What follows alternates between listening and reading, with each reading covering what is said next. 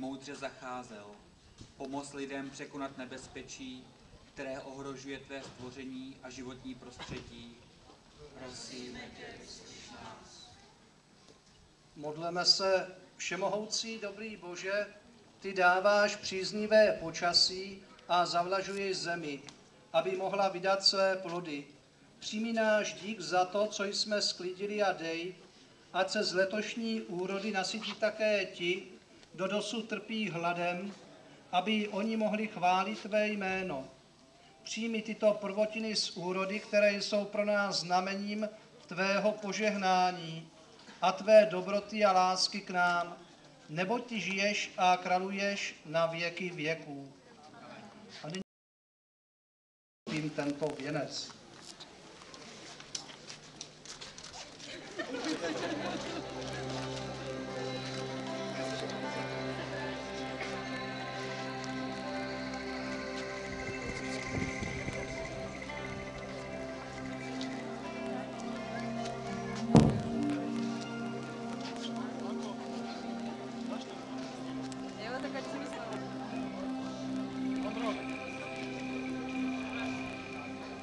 Více. A na závěr všem udělím požehnání. Pán s vámi. Požehnej vás všemohoucí Otec i Syn i Duch Svatý.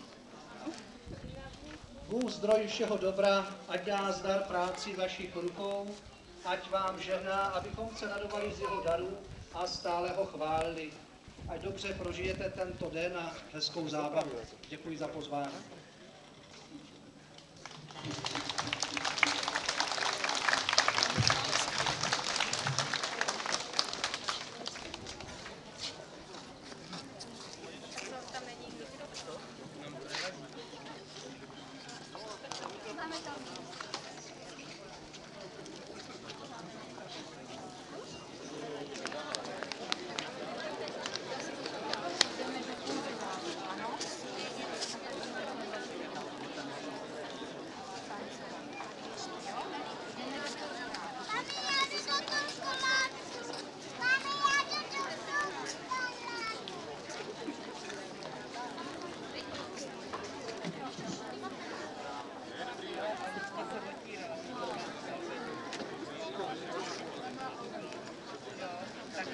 Nešklep se.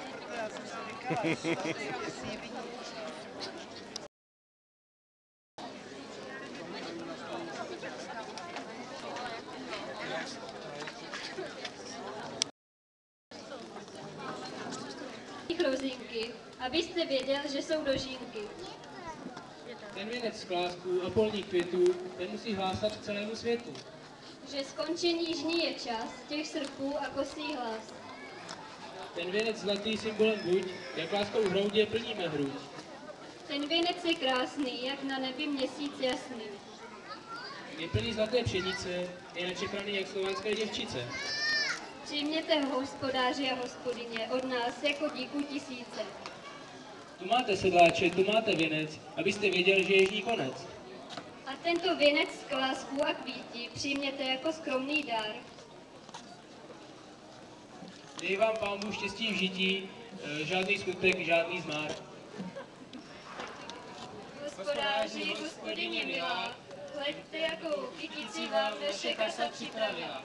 Pšenky žita z ovesných plásků, květiny polní pojí se tu bezplněnou pásku. Nejen ji přijměte, ale i na ní něco dáte v té letošní hojnosti, co ve stole máte.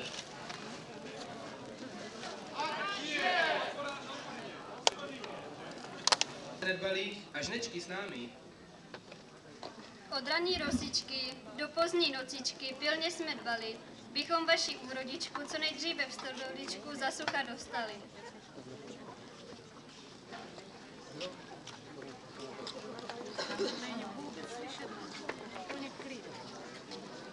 Pan táto, jaká je radost dneska to? Hospodář, hospodyně, kasa pod ruku, po druhé, po té velké únavě, společné se sešli zábavě. Vyoslavili dožínky a ukusili polní pletínky. Těšil jsem se na ten den, bezmála, již 7. den. Nezlobte se na mě, že dnes druhý bude krmit za mě. Vyznal jsem si na to podruhé, když jsem mohl napít jak duha. Však já si dobytka hledím dost, vždyť vám uchválí každý host. A je to vidět z toho, že ho prodáte mnoho. Vždyť u každé jarmarce máte peněz dost v kapse. Pro ty vaše dobyčata zapomínal jsem na děvčata. Když jsem se s Moulou scházeli v neděli, a když na mě dlouho čekala, vždy mě také kázala, že je mě milejší vaše stračná, než celá ona moje kačena. Však až některý kus zase prodáte, tak si spolu zazdáme. Vydáte peníze, já zase hubu a vám dávat svůj peníz.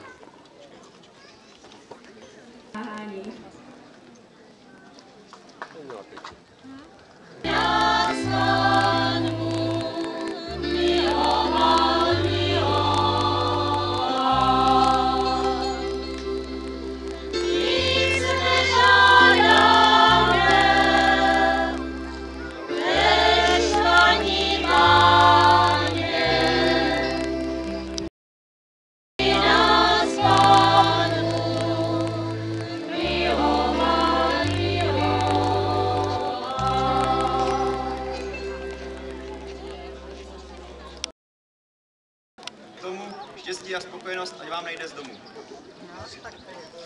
Vám výčkujeme všecích postihostí, komoře, nahoře, všeho dohojnosti. Kongievtem naše jménečko klásečku, kolik dá vyhrát mázečku, kolik lidí klásečka a zaneček, kolik vám zbyde do vaší spadalé měřičky.